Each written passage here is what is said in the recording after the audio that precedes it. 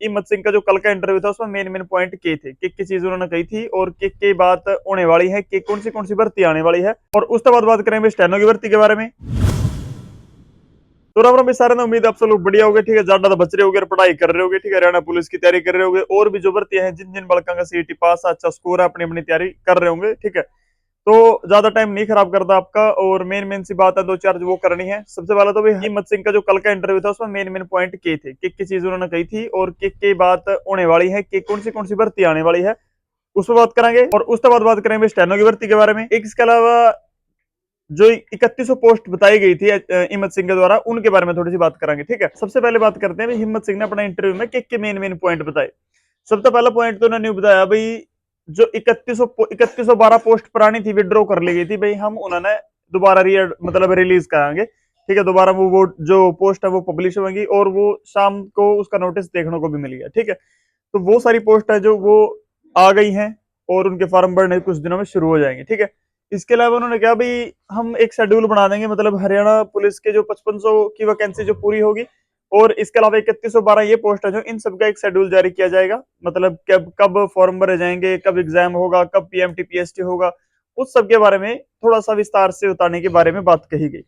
ठीक है, तीसरी बात कही गई भी एमपीएसडब्ल्यू मेल और फीमेल का नोटिफिकेशन आपको जल्दी को देखने को मिलेगा। हो सकता है भाई, देखो कल उन्होंने जो पॉइंट कहे थे ना, जिस इंटेंशन से उन्होंने कहे थे, जो बात उन्होंने कही थी वो उन्होंने करके दिखाई भाई। सबसे पहले उन्होंने कहा कि 3112 पोस्ट है वो एडवर्टाइज हो जाएंगी, वो एडवर्टाइज हो गई। और इसके अलावा एमपीएसडब्ल्यू की उन्होंने बोली है कि नोटिफिकेशन जल्द आ जाएगी। तो जो भी बालक एमपीएसडब्ल्यू की तैयारी कर रहे हैं वो लगे रहे भाई, उनकी नोटिफिकेशन जल्द ही देखने को मिल सकती है। ठीक है, इसके अलावा गोल्ड ग्रुप डी के पोर्टल के बारे में उन्होंने कहा भी, ग्रुप डी का पोर्टल है वो जल्दी ओपन हो जाएगा। जो ग्रुप डी की भर्ती है, जो ग्रुप डी की भर्ती है वो आने वाली है। और उसके बारे में मोटा मोटी बात करूं तो 10,000 कम से कम, मतलब अराउंड 10,000 के अराउंड कम से कम ग्रुप डी वैकेंसी खाली होंगी। ज्यादा होंगी वैसे तो खाली, पर 10,000 के आसपास भर्ती देखी जा सकती है। उसके बारे में भी उन्होंने कहा कि वो भर्ती भी जल्दी आ जाएगी भाई। ठीक है, अब जो उन्होंने कल कहा उस हिसाब से काम शाम को ही हो गया।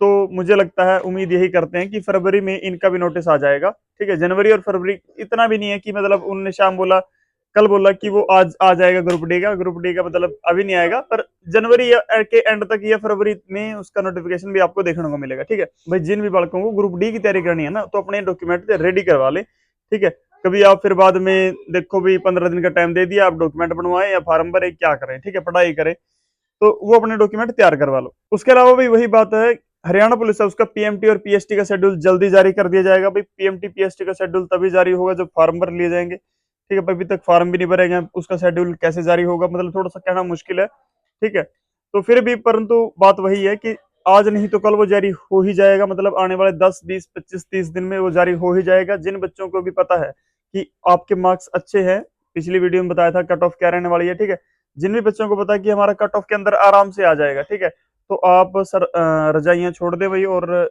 जूते पहन के और ग्राउंड की तरफ चले जाएं, दौड़ना शुरू करें। ठीक है, एक बारी में 2.5 किलोमीटर क्रॉस करनी आसान बात नहीं होती। ठीक है, जो बच्चे फिजिकल एक्टिविटी से दूर है उनसे नहीं हो पाएगी। जो बालक फिजिकल की थोड़ी बहुत तैयारी करता है उसकी आराम से हो जाएगी। इतनी मुश्किल भी नहीं है पर इतनी आसान भी नहीं है भाई। ठीक है, और लड़कियों की खासकर मैं कहना चाहूंगा, ठीक है, तो घर के थोड़े काम धंधे एडजस्ट करें, पढ़ाई पढ़ाई के टाइम में से ये टाइम भी जरूर निकालें भाई। रनिंग भी उतनी ही जरूरी है जितना कि आपका पेपर है। ठीक है, फिर कभी मुंह लटकाओ भाई, मेरी तो तैयारी थी यार, मैं तो बाहर होगी। ठीक है, उसका कोई फायदा नहीं है भाई। पहले ही अपना पीएमटी की और रनिंग की तैयारी कर लो, वो बेटर है।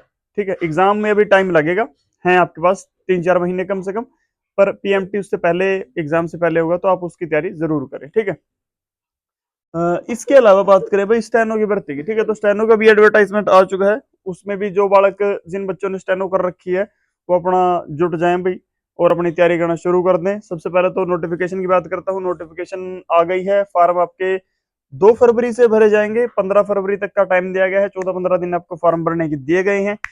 भर्ती जो होगी वो इसी पॉलिसी के अंडर होगी, इसी सीटी के अंडर होगी। और इसकी कट ऑफ की बात करूं तो कट ऑफ बहुत कम आएगी मेरे ख्याल से। क्वालिफाइड बालक जितने भी हैं, 10 गुना में उनका आराम से नंबर आ जाएगा। इतने बालक में से 10 गुना भी नहीं बचेंगे शायद, मेरे को लग रहा है।